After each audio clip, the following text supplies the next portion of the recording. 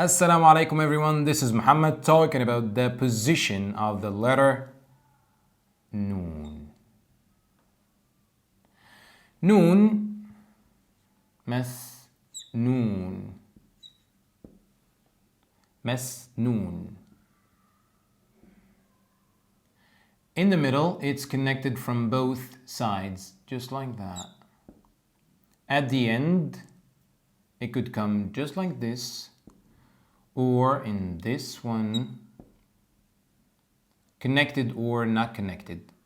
So where does it go?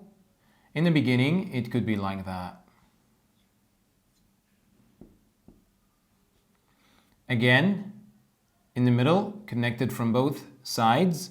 At the end, not connected or connected just like that. In the beginning, only connected from one side. Nuslim min masnoon. Nuslim min masnoon. That's it for the letter Noon. Assalamu alaikum. See you in the next episode.